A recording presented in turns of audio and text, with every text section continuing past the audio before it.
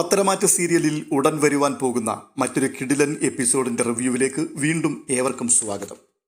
അനന്തപുരിയിലെ കാര്യങ്ങളെല്ലാം നിമിഷ നേരങ്ങൾ കൊണ്ട് മാറി മറിഞ്ഞുവെന്നും അനാമികയ്ക്ക് ഇപ്പോൾ ആ വീട്ടിൽ അടുക്കളക്കാരിയുടെ സ്ഥാനം മാത്രമാണ് ലഭിച്ചിരിക്കുന്നതെന്നും ഒരുപക്ഷെ ഇനി അധിക നാൾ അനാമികയ്ക്ക് അവിടെ തുടരുവാൻ കഴിയുകയില്ല എന്നുമൊക്കെയുള്ള വാർത്ത വേണുവിനെയും രേവതിയെയും വല്ലാതെ തളർത്തുന്നുണ്ട്.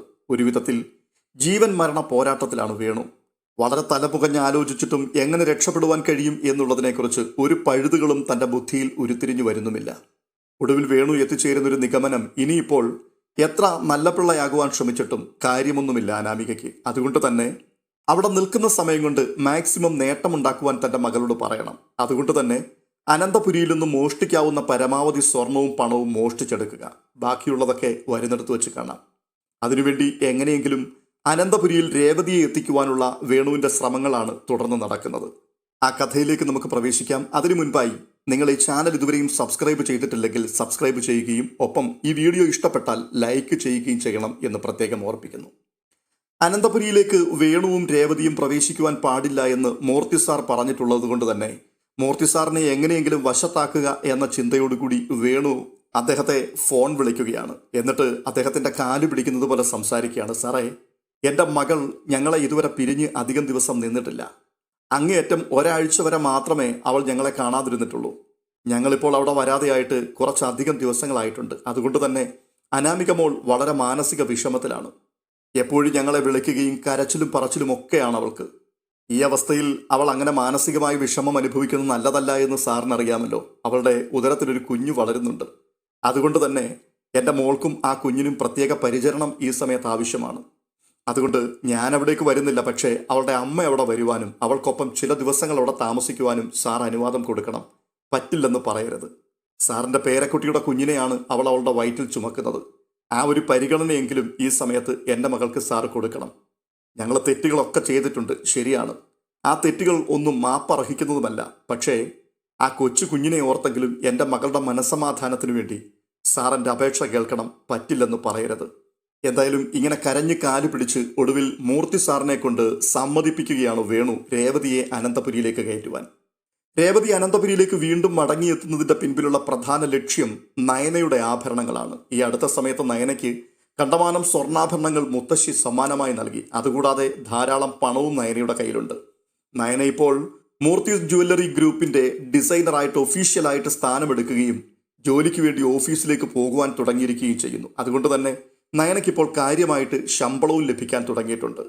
ഇനി അധിക ദിവസങ്ങൾ തൻ്റെ മുൻപിലില്ല എന്നറിഞ്ഞുകൊണ്ട് ഇതൊക്കെ ലക്ഷ്യമിട്ടുകൊണ്ട് അവസാനത്തെ കളി വേണുവും രേവതിയും കൂടി കളിക്കുവാൻ തുടങ്ങുകയാണ്. അതെ, നയനയുടെ ആഭരണങ്ങൾ അടിച്ചു മാറ്റുക.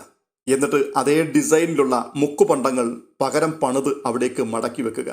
ഈ ചിന്തകളുമായിട്ട് രേവതി അനന്തപുരിയിൽ പ്രവേശിച്ചതിന് തൊട്ടു പിന്നാലെ നയന ആവശ്യപ്പെട്ടതിന് പ്രകാരം കനകദുർഗ അവിടേക്ക് വരികയാണ്. നയന വീട്ടിലേക്ക് വിളിച്ചിട്ട് അമ്മയോട് കൂടെ പറയുകയാണ്, ചേച്ചി ഇപ്പോൾ 7ാം മാസത്തിലേക്ക് എത്തിയിരിക്കുകയാണ്. ഞാൻ രാവിലെ ഓഫീസിൽ പോയാൽ മിക്ക ദിവസങ്ങളിലും വളരെ വൈകിട്ടായിരിക്കും ഇവിടേക്ക് വരിക. ചേച്ചിക്ക് ആവശ്യമായിട്ടുള്ള കെയറൊന്നും അവളുടെ ഭർത്താവോ ഭർത്താവിൻ്റെ അമ്മയോ കൊടുക്കാറില്ല. അതുകൊണ്ട് തന്നെ ഈ സമയത്ത് അമ്മ ഇവിടെ വന്നെങ്കിൽ മാത്രമേ പറ്റുകയുള്ളൂ. ഇത് എൻ്റെ മാത്രം തീരുമാനമല്ല. ആദർശേട്ടൻ്റെ അമ്മയും ഇപ്പോൾ എന്നോട് പറയുന്നത് ഇത് തന്നെയാണ്. ഇന്ന് രാവിലെ കൂടി എൻ്റെ അമ്മായിയമ്മ എന്നോട് പറഞ്ഞിരുന്നു അമ്മയെ എത്രയും വേഗം ഇവിടേക്ക് വിളിക്കണം എന്ന്. ദേവയാനി അങ്ങനെ വാശി പിടിക്കുവാനുള്ള പ്രധാനപ്പെട്ട കാരണം അനാമികയിൽ കൂടി കഴിഞ്ഞ ദിവസം കേട്ട വളരെ പ്രധാനപ്പെട്ട ചില ഇൻഫർമേഷനുകളോടുള്ള ബന്ധത്തിലാണ്. അതായത് നവ്യയെ അപകടത്തിൽപ്പെടുത്തുവാനും അതിലൂടെ നവ്യയുടെ കുഞ്ഞിനെ ഇല്ലാതെയാക്കുവാനും വേണ്ടി അഭിയും ജലജയും കൂടി എന്തൊക്കെയോ പദ്ധതികൾ മെനഞ്ഞുകൊണ്ടിരിക്കുന്നു എന്നുള്ളതായിരുന്നു ആ വാർത്ത. അത് കേട്ടപ്പോൾ മുതൽ നവ്യയ്ക്ക് പ്രത്യേകമായിട്ടുള്ള ഒരു കെയർ ഉണ്ടാകണം എന്ന് ദേവയാനി മനസ്സിൽ ചിന്തിച്ചു. ആ ചിന്തയോടുള്ള ബന്ധത്തിലാണ് ഇപ്പോൾ താൻ നയനയോട് പറയുന്നത് കനകദുർഗയെ അനന്തപുരിയിലേക്ക് വിളിച്ചു നിർത്തണം എന്ന്. അങ്ങനെ ദേവയാനിയുടെയും നയനയുടെയും നിർബന്ധപ്രകാരം കനകദുർഗ വീണ്ടും അനന്തപുരിയിലേക്ക് എത്തുകയാണ്. കനക അനന്തപുരിയിലേക്ക് വരുന്നു എന്നുള്ള വാർത്ത കേട്ട സമയം മുതൽ ജലജ വല്ലാത്ത അങ്കലാപ്പിലാണ്.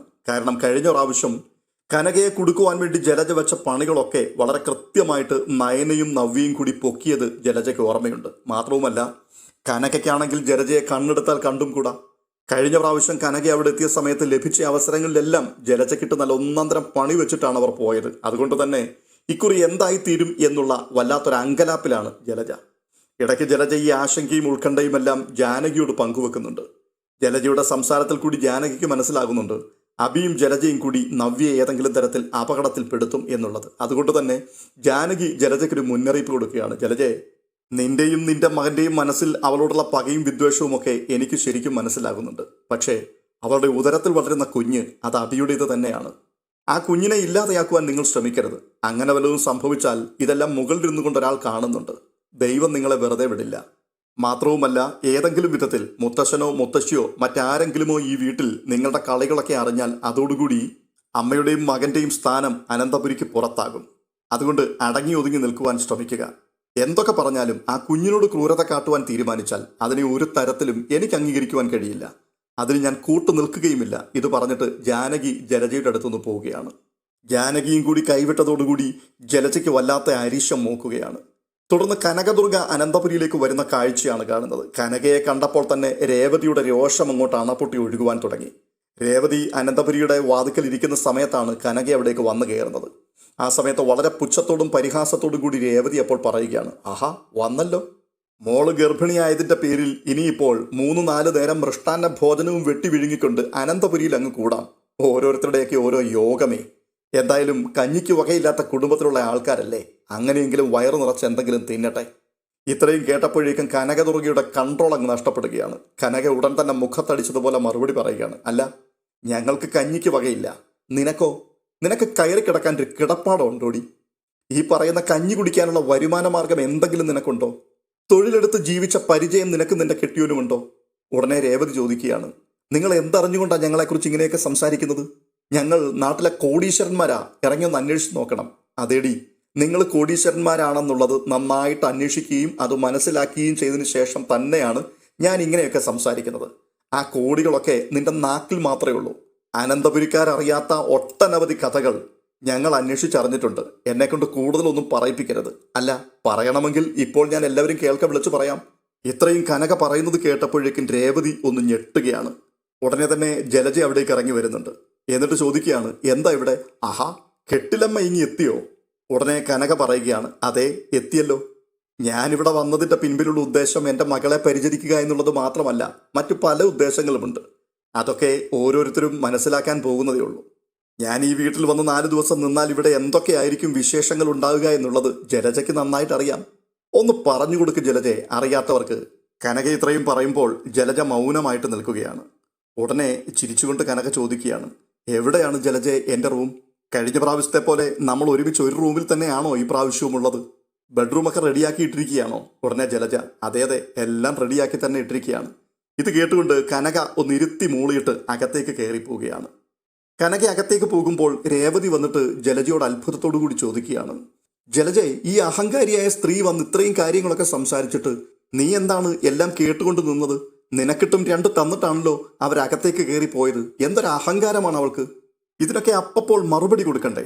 അപ്പോൾ ജലജ പറയുകയാണ്, അതെ, എനിക്ക് അങ്ങനെ അങ്ങ് സംസാരിക്കാൻ പറ്റില്ല രേവതി. ഞാൻ എന്തെങ്കിലും പറഞ്ഞു കഴിഞ്ഞാൽ അവൾ അതുപോയി അച്ഛനോടും അമ്മയോടും പറയും. അങ്ങനെ പറഞ്ഞാൽ പിന്നെ എൻ്റെ സ്വസ്ഥതയും സമാധാനവും എല്ലാം പോകും. കഴിഞ്ഞ തവണ ഇങ്ങനെയൊക്കെ ഇവിടെ ഉണ്ടായതാണ്. അതൊക്കെയാണ് അവളിപ്പോൾ പറഞ്ഞത്. ഇവള് കാരണം അച്ഛനും അമ്മയും ഒക്കെ കഴിഞ്ഞ പ്രാവശ്യം എന്നെ കണ്ടമാനം കുറ്റപ്പെടുത്തുകയും ശാസിക്കുകയും ഒക്കെ ചെയ്തിരുന്നു. അതൊക്കെ കണ്ടതുകൊണ്ടാണ് ഈ ഷോയൊക്കെ കാണിച്ചിട്ടിപ്പോൾ അവൾ അകത്തേക്ക് പോയിരിക്കുന്നത്. പിന്നെ രേവതി അതൊന്നും മൈൻഡ് ചെയ്യേണ്ട ആവശ്യമില്ല. നിനക്ക് എന്തെങ്കിലും പറയണമെങ്കിൽ അത് മുഖത്ത് നോക്കി പറഞ്ഞേക്കണം. അതിന് അച്ഛനെയും അമ്മയും ഇവിടുത്തെ മറ്റാരെയും നോക്കേണ്ട ആവശ്യമില്ല. ഇക്കുറി അവൾ ഇവിടെ നിന്ന് പോകുന്നത് നക്ഷത്രക്കണ്ണി എണ്ണിക്കൊണ്ടായിരിക്കണം. അതിനുള്ള തന്ത്രങ്ങളൊക്കെ ഞാൻ പറഞ്ഞു തരാം. രേവതി അത് കൃത്യമായിട്ട് നടപ്പാക്കിയാൽ മാത്രം മതി. ഇല്ലെങ്കിൽ അവൾ ഇവിടെ നിൽക്കുന്ന ചുരുങ്ങിയ ദിവസം കൊണ്ട് പലതും അവളും അവളുടെ മക്കളും കൂടി വെട്ടിപ്പിടിക്കും. അതിനു മുൻപ് നമുക്ക് അവളെ ഇവിടെ നിന്ന് ചാടിക്കണം. ഇത് കേട്ടിട്ട് രേവതി പറയുകയാണ്, അത്രയേ ഉള്ളൂ, അത് ഞാൻ ഏറ്റു. ഇങ്ങനെയുള്ള സാധനങ്ങളൊന്നും എൻ്റെ മുമ്പിലൊന്നും നേരെ ചൊവ്വേ പോകത്തില്ല.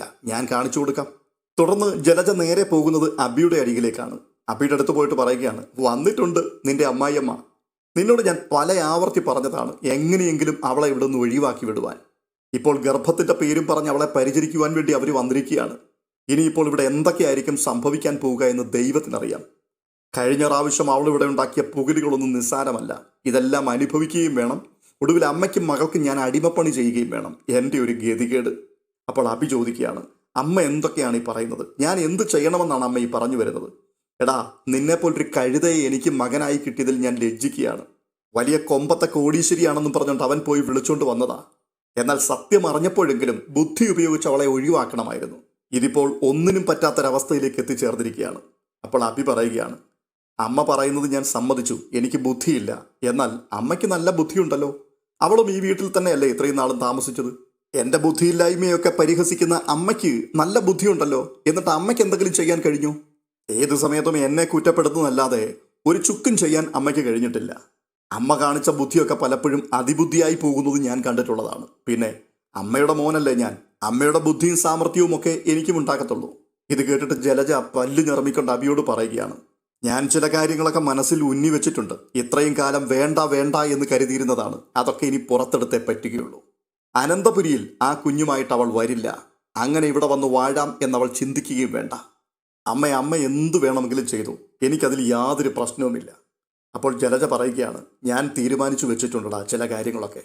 അവളെ നോക്കുന്ന ഡോക്ടറുണ്ടല്ലോ, അവരാരാണെന്ന് എനിക്ക് നന്നായിട്ട് അറിയാം. അവരെ ഞാൻ പോയി കാണാൻ തീരുമാനിച്ചിട്ടുണ്ട്. എത്ര രൂപ കൊടുത്തിട്ടാണെങ്കിലും അവരെ ഞാൻ വിലക്കെടുക്കും. പ്രസവ സമയത്ത് അവരുടെ കൈകൊണ്ട് തന്നെ ആ കുഞ്ഞിനെ ഞാൻ ഇല്ലാതെയാക്കിക്കും. അപ്പോൾ അഭി പറയുകയാണ്, അത് നല്ലതാണ്. കൊച്ചിൻ്റെ അച്ഛൻ തന്നെ കൊച്ചിനെ കൊന്നു എന്നുള്ള വാർത്ത വരുന്നതിനേക്കാൾ പ്രസവ സമയത്ത് കൊച്ചു മരിച്ചുപോയി എന്നുള്ള വാർത്ത വന്നാൽ അത് ഒരു പ്രശ്നവുമില്ലാതെ അങ്ങ് ഒതുങ്ങും. അനന്തപുരിയിലെ സ്വത്തിന്റെ പങ്കു പറ്റുവാൻ ഒരിക്കലും നവ്യയുടെ കുഞ്ഞ് ജീവനോടെ അവിടെ ഉണ്ടാകരുത്. അതുകൊണ്ട് ആ കുഞ്ഞിനെ കൊല്ലുക എന്നുള്ള ലക്ഷ്യത്തോടുകൂടി ജലജയും അഭിയും കരുക്കൾ നീക്കുകയാണ്. എന്തൊക്കെയായിരിക്കാം ഇതിനോടുള്ള ബന്ധത്തിൽ സംഭവിക്കാൻ പോകുന്നത്, അത് നമുക്ക് കാത്തിരുന്ന് കാണാം. ഈ എപ്പിസോഡ് ഇവിടെ അവസാനിക്കുകയാണ്. മറ്റൊരു വീഡിയോയുമായി വീണ്ടും എത്താം.